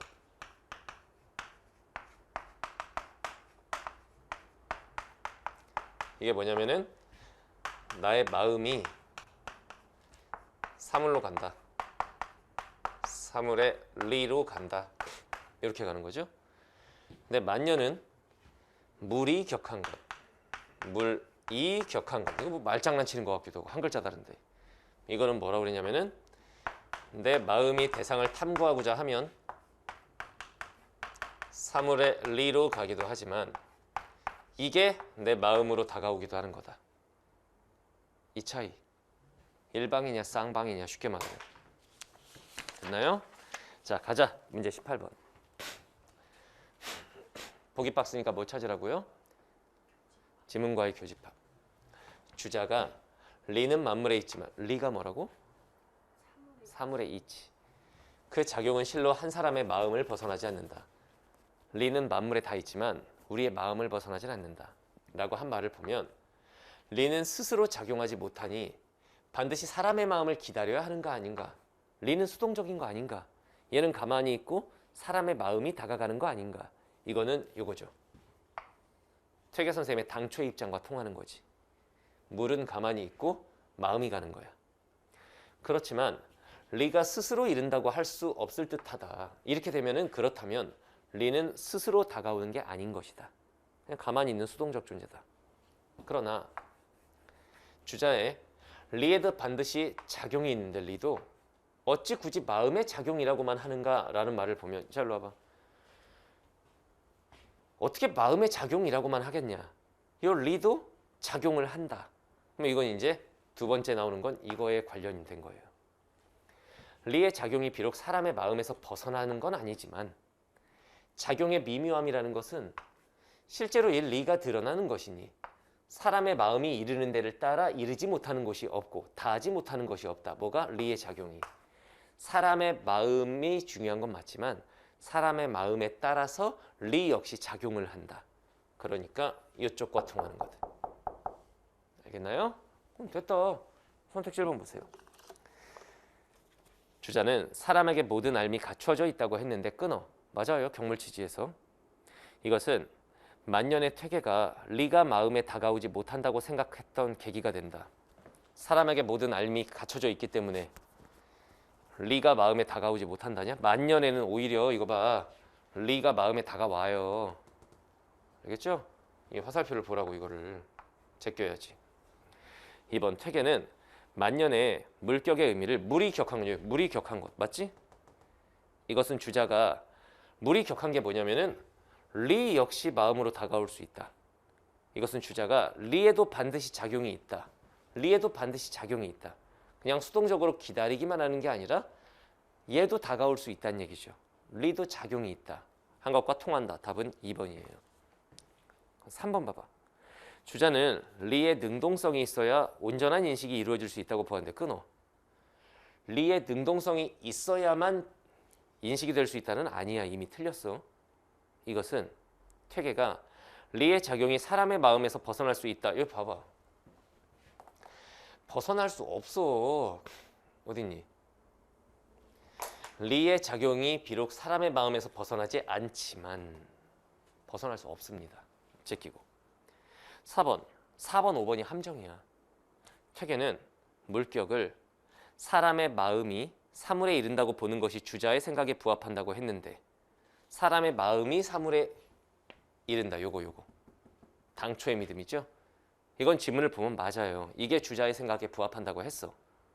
이는 리의 작용이 미묘하여 리가 다하지 못하는 곳이 없다. 봐봐. 리의 작용이 미묘하여 리가 다하지 않는 곳이 없다. 이거는 이것과 관련이 있어. 요거. 리의 작용이 있다는 거지. 그러니까 다시 말하면 선택지 4번은 사람의 마음이 사물에 이른다. 이건 당초의 믿음을 말하는 거고 리의 작용이 미묘하여 리가 다하지 못하는 것이 없다. 이거는 만년의 믿음과 관련이 있어. 이거를 근거로 삼았다는 건 잘못된 거죠. 이거는 당초, 이건 만년인데. 알겠죠? 그 다음 5번. 퇴계가 초기에는 리가 스스로 작용하지 못한다고 여겼죠. 맞아요. 거기까지. 만년에는 리가 자발성만으로 마음에 작용한다. 자발성만으로 되는 건 아니죠. 지금. 사람의 마음도 있어야 되는 거고. 무슨 말인지 알겠지? 그리고 이것은 주자가 리의 능동성을 인정한 것과 관련이 있다. 뭐 리가 마음에 작용하는 건 리의 능동성과도 관련이 있다고 볼 수는 있지. 근데 자발성만으로 마음에 작용한다가 아니라 사람이 그 대상에 대해서 경물, 이치를 탐구하려고 하면 저 대상도 다가온다지. 리가 자발적으로 갑자기 이 분필의 이치가 너 영균이니? 내가 갈게. 이러면서 오는 게 아니야. 내가 이 대상의 어떤 이치를 탐구하려고 하면 그게 다가오는 거지. 됐죠? 그래서 답은 2번이었다. 이렇게 풀고 나면 이 지문이 또 깔끔하게 끝납니다. 넘기세요. 자, 그 다음 독서 영역 지문은 어디예요? 30에서 34번 한번 봅시다. 문과 학생들에겐 이 지문이 지옥이었을 거예요. 일단 기본적으로 딱 봐도 읽기 싫게 생겼어. 왜냐? 딱 보면 숫자 뭐야 코드 코드 이런 거 제일 싫은데 으악 뭐야 이건 싫어 이렇게 되는 거 아니야. 그리고 문제를 보니까 헐 이렇게 되는 거야. 그쵸? 자, 일단 문제 분석을 해볼게요. 봐봐. 30번 일치하지 않는 것은 어떻게 풀으라고? 중간 확인. 중간에 답 나와야 돼. 이건 틀리면 안 돼요. 답이 그냥 써 있어. 31번 A, B를 바탕으로 추론하라. 이 문제 별표 쳐볼까요? 일부 선택지가 살짝 어렵죠? A와 B 위치 확인해요. 그럼 A 끝나고 한번 쳐다봐야 되겠지? 선택지 1, 2, 3번 보고 답 나오면 쓰는 거고 그 다음 B 끝나고 다시 한번 봐야 되겠죠. 알겠죠? 자, 그 다음 32번. 어쨌든 지문 끝나기 전에는 답 써 있어야 돼. 뭐 B에서 답이 나온다면 지문 딱 끝나고 답이 나오기도 하겠지. 건조해서 간지러워서 그래요. 선생님이 목욕하고 왔어. 맨날 샤워하는데. 32번. 생긴 것만 이렇지 32번이 쉽습니다. 주파수 도약 확산 방식과 관련하여 보기 1을 이해한 내용. 적절한 것만 보기 2에서 고르래. 결국은 이 문제는 주파수 도약 확산 방식에 대한 정보를 파악하는 문제야. 일치 문제로 접근하면 오히려 쉽게 풀립니다. 설마 이 그림 분석하라는 거겠니? 우리가 무슨 기술자야? 그게 아니겠지. 이게 뭐게? 이런 문제입니다. 그러면 저 말 나오면 눈이 번쩍해야 되겠죠? 자, 다음 33번. 기억 니은을 이해하시오. 위치 확인해봐요. 기억 확산 코드. 그 다음 니은은 어딨니? 니은 확산 패턴. 두 개를 같이 보지 말고 일단 기억 확산 코드가 뭔지 파악이 되면 그걸로 먼저 풀어요. 답 나오면 써버리고. 알겠죠? 그 다음 34번. 가의 이유는 뭘까요? 가 봐봐. 위치가 저기에 있네. 왜 그렇게 통신을 할까? 이유가 뭘까? 그것도 지문 어딘가에 써 있습니다. 알겠죠? 지문 간단하게 볼게요. 자, 1문단에서는 무선통신 휴대전화 얘기가 나와요. 그러니까 주파수 얘기를 하는 거지. 800MHz, 2100MHz 이런 걸 쓴다. 자, 그 다음에 다중접속 기술이라는 게 나오는데 그 중에서 CDMA 방식이 나와요. 그렇죠? 이건 확산 코드를 이용하여 사용자의 신호를 구분해 주는 거야. 왜냐면 여러 사용자가 핸드폰 다 갖고 있잖아. 근데 동일한 주파수 대역을 사용한단 말이야. 혼선이 있을 수 있지. 그래서 어떻게 한다? 확산 코드를 이용하여 사용자의 신호를 구분해 준다. 여러 송신자가 뭐야? 신호를 보내는 사람이 동일한 주파수 대역으로 동시에 정보 송신해도 똑같은 주파수로 송신해도 수신자는 자신에게 보내온 정보만 구별해낼 수 있다. 뭐 덕분에? 확산 코드 덕분에. 지금부터 나올 건 CDMA에서의 확산 코드의 원리가 나오는 거예요. 알겠죠? 조금 봐봐. A 부분. 자, 여기서 중요한 게 뭐냐면은 XOR 연산입니다. 요걸 이해를 못했으면 문제 못 풉니다. 해봐. XOR 연산이 뭐냐면 중요한 거 여기야. 비교 대상이 같으면 0, 다르면 1. 됐죠? 그 다음 예시 봐. 같으면 0, 다르면 1이야. 1001의 맨 앞에 1을 확산 코드 100의 각 자릿수와 XOR 연산을 하면 각 자릿수와 그러면 1과 1, 1과 0, 1과 0 이 1을 갖다가 이렇게 다 때린다는 얘기야. 화살표로 해줄까? 각 자릿수 1과 1, 1과 0, 1과 0 해서 XOR 연산하는데 XOR 연산이 뭐냐면 같으면 0, 다르면 1. 한번 해봐. 1, 1 같아 달라. 같으니까 뭐야? 0. 1, 0 다르니까 뭐야? 1. 그 다음에 1, 0 다르니까 뭐야? 1, 0, 1, 1 이렇게 된다는 얘기야. 알겠죠? 그 다음에 0을 확산 코드 100의 각 자릿수와 XOR 연산을 하면 그 다음에 0을 또 하는 거야. 요 0을 0, 1이니까 다르니까 1, 0, 0 같으니까 0, 0, 0 같으니까 0 그러면 100, 100으로 된다. 이런 식으로 하면은 100은 그 다음 거를 또 해보고 그 다음 걸 또 해보고 하면은 12자리인 011 처음에 나온 거 011, 100 그 다음 세 번째 거 하면 100 그 다음 네 번째 거 011 이렇게 된다. 12자리 하나, 둘, 셋, 넷, 다섯, 여섯, 일곱, 여덟, 아홉, 열, 열하나, 열둘 됐죠? 이게 바로 확산된 신호다. 확산 코드의 원리는 이거다. 포인트는 XOR 연산. 수신자가 뭐야? 신호 받는 사람은 송신자와 동일한 확산 코드를 통해 당연히 같은 확산 코드를 써야 그게 이제 복원이 되지. 수신된 신호를 원래의 정보로 복원하는 거다. 됐죠? 12자리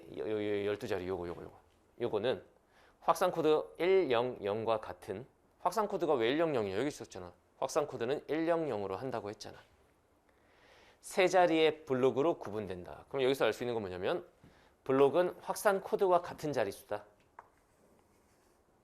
알겠죠? 그리고 첫 블록에서 Y1, C1, Y2, C2, Y3, C3 이게 무슨 말이냐면 Y1 C1 어디 있어? 확산 코드 요거.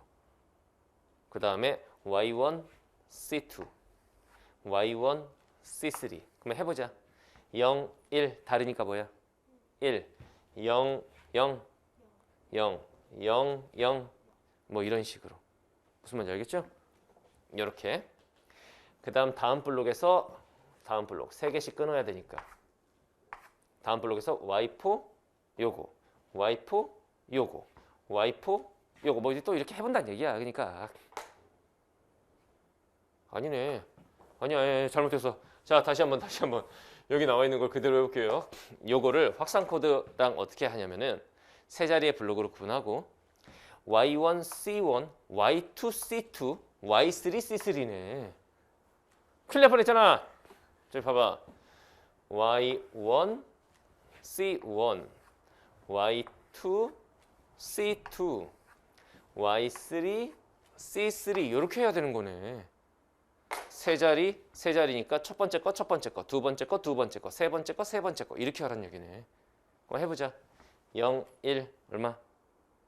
1, 0 다르니까 1, 0 다르니까 1 그러면 111이네. 이렇게 간다는 얘기예요. 다음 블록도 해볼까? 하나만 더 해볼게. 여기 한번 해볼게. 자, 그러면 쟤네도 이거랑 해야지. 1, 0, 0, 0, 0, 0 같으니까 0. 그러면 여기는 0, 0, 0. 이렇게 하면은 그러면 각 블록의 연산 결과는 111 또는 0, 0, 0 이렇게 된다 이거야. 그러면은 1 아니면 0 이 숫자 이렇게 되는 거예요. 111, 0, 0, 0 수렴되어 원래 정보 1001을 복원할 수 있게 되는 거다. 됐나요? 이런 얘기래요. 자, 그러면 A 부분을 가지고 문제로 가봅시다. 일단 확산 코드 봅시다. 33번. 선택지 1번. 기억, 확산 코드는 수신된 신호를 원래 정보로 복원할 때 사용한다. 그래, 원래 정보를 이렇게 복원할 수 있다. 답 1번이네. 끝났네, 한 문제. 알겠죠? 자, 그 다음에 문제 31번 한번 보세요. A만 가지고 보는 거야. 선택지 1번. 송신하려는 정보가 M자리의 정보일 때 끊어. N자리의 확산 코드로 XOR 연산을 한다면 끊어. 그러면 M 곱하기 N자리가 되느냐? 여기 봐봐. 그대로 집어넣어봐. 원래 몇 개였냐면 4자리. 그 다음 확산 코드는 몇 자리였어? 100이니까 몇 자리? 3자리. 3자리, 4자리 해보니까 몇 개가 됐어? 12자리. 그러면 M 곱하기 N이다. 맞죠? 3, 4, 12. 자, 2번. 4자리의 확산 코드를 사용하여 만들어진 신호를 끊어. 4자리의 확산 코드를 사용하여 복원하려 한다면 끊어. 그럼 블록은 4자리가 된다. 여기 봐봐. 블록은 뭐라고 그랬어? 확산 코드와 같은 자릿수. 그 확산 코드가 4자리면 이것도 4자리. 확산 코드가 5자리면 저것도 5자리. 됐죠? 3번 수신된 신호 011, 100, 100, 011을 확산 코드 010으로 복원하려 한다면 010으로 복원하려 한다면 해봐. A의 경우에서 봐봐. 이거를 010으로 하려면 0, 0이니까 0, 1, 1이니까 0, 1, 0이니까 1. 그러면 0, 0, 1 뭐 이렇게 된다는 얘긴데. 이런 식으로 나타나서 수렴하지가 않죠. 수렴하려면 어떻게 돼야 된다고 그랬어? 111, 000 이걸로만 돼야 된다고 그랬잖아. 근데 그렇게 안 되니까 이거는 수렴하지 않게 되는 거지. 이해됐죠? 아니면 이렇게 해도 돼. 확산 코드를 원래 걸로 해야 수렴을 한다고 A에서 나온 거 아니야. 확산 코드 100. 근데 확산 코드를 010으로 바꾸면 당연히 수렴이 안 되겠지. 이렇게 하셔도 됩니다. 알겠죠? A에서는 답이 나오지 않았어요. 자, 그 다음에 문제 30번 일치 문제 건드려 볼까요? 선택지 1번 CDMA 방식은 끊어. 여러 사용자가 동일한 주파수 대역 맞죠? 2번 이동통신 사업자는 끊어. 할당받은 주파수 대역에서 맞죠? 3번 블루투스 안 나왔고 4번 CDMA 방식 나왔지 지금? 송신자, 수신자는 서로 다른 확산 코드를 이용해서 확산 코드가 어때야 된다고? 수신자와 송신자는 어때야 된다고 그랬어? 여기 있잖아. 수신자는 송신자와 동일한 확산 코드를 통해 복원을 한다. 동일해야 돼요. 답은 4번이죠. 알겠죠? 여기까지 봤을 때 30번, 33번 끝났습니다. 31번 선택지 3개 제꼈고, 자 다음 문단으로 가볼게요. 그러니까 여기서 중요했던 건 뭐냐면 XOR 연산인데 같은 건 0, 다르면 1. 이렇게 이렇게 해보는 거. 알겠죠? 자, 이 XOR 연산이 뒤에 또 나옵니다.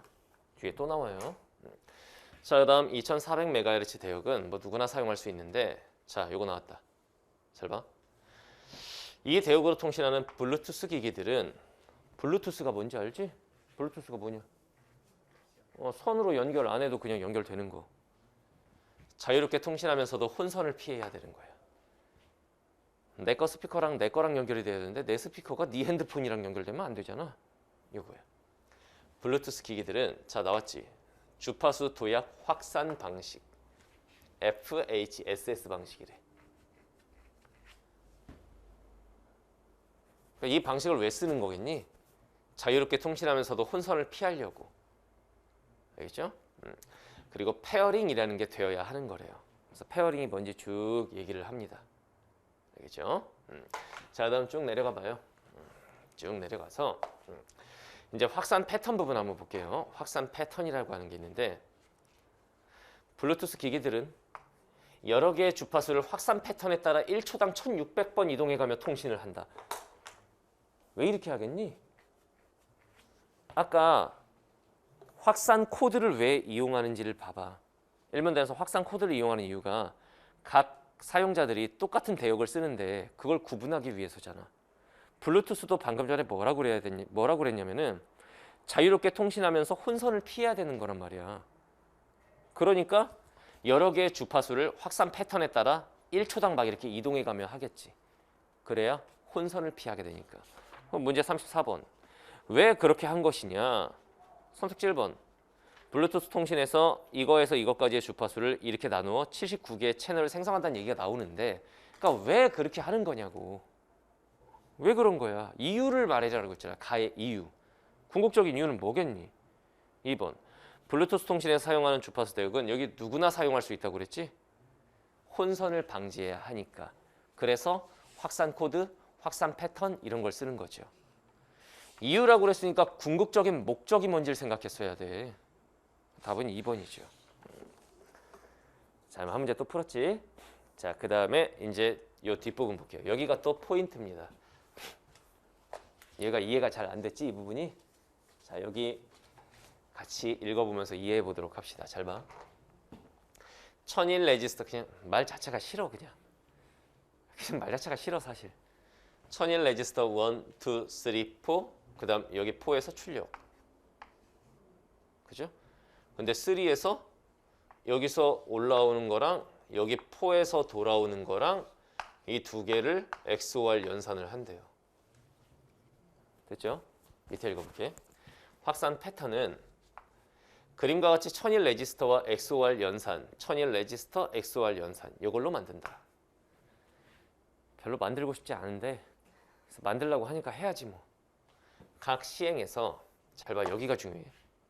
각각의 1001 레지스터에 저장된 값은 1, 2, 3, 4에 저장된 값은 오른쪽의 1001 레지스터로 이동한다. 예를 들면 이런 거야. 0, 1, 1, 1이 있었다 치자. 저장돼 있었다 치자. 그러면은 1은 어떻게 되면 마지막에 있는 건 출력이 돼. 얘가 출력이 되면은 4개 있어야 되는데 3개밖에 없잖아.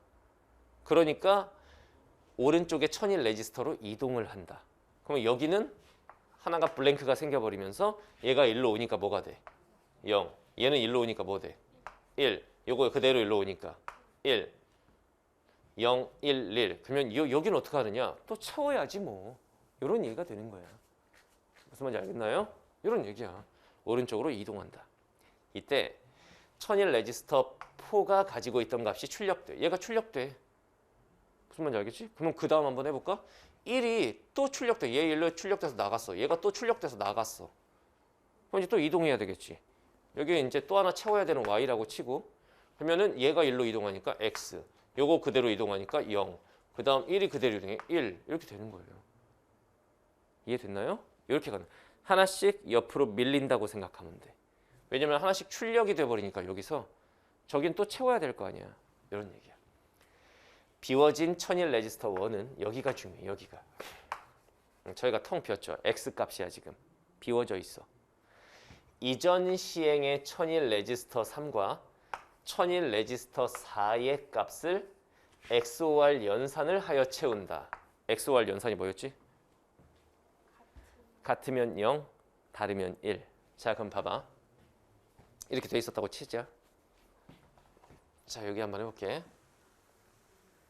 자, 처음에 이렇게 돼 있었다 치자. 그러면 1이 출력이 됐어. 그러면 옆으로 이제 땡겨올 거 아니야.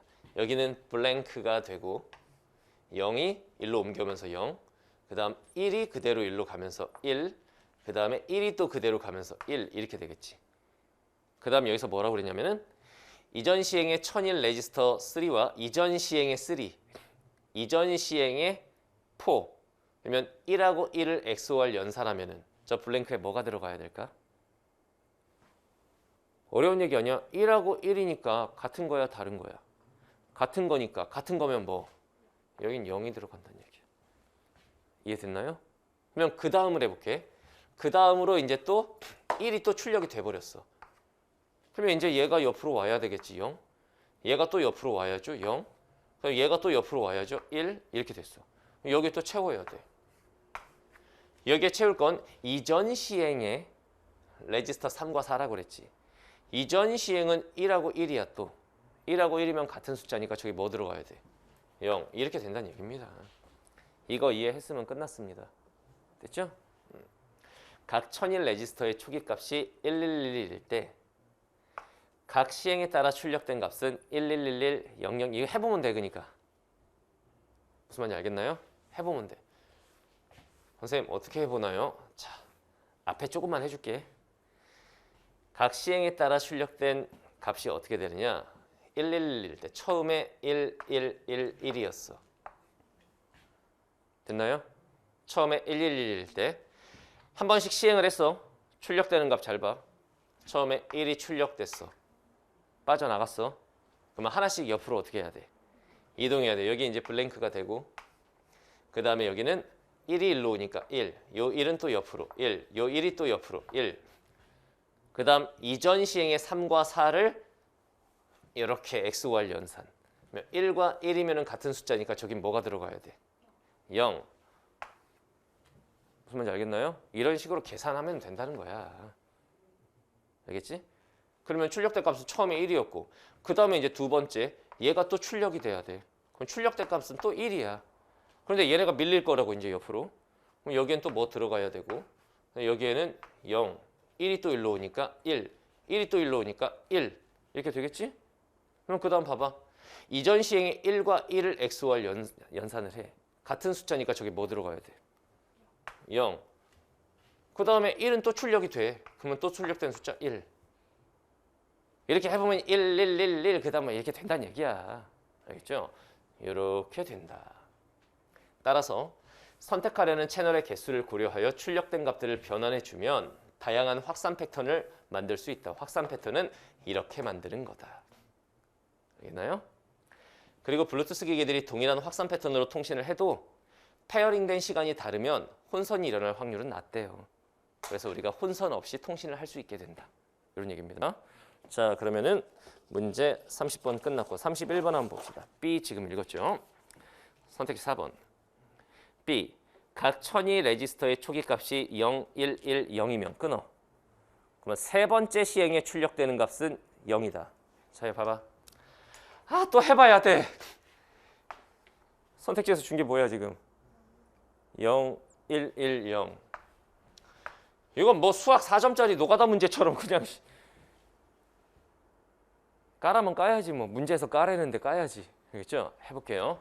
그러면 처음에 출력되는 값은 뭐겠어? 일단 얘 출력되니까. 일단 처음에는 0이 출력이 되는 거야.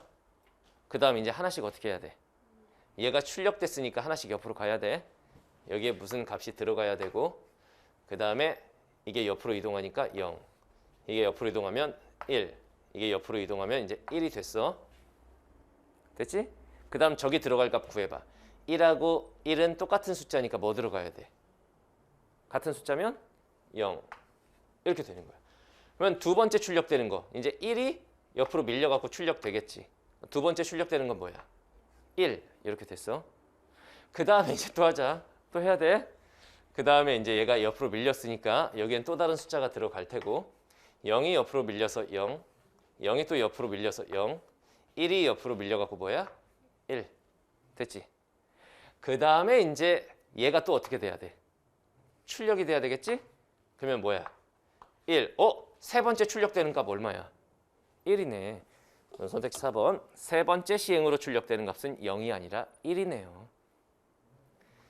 이거 기다리고 있는 숫자들만 봐도 되겠다.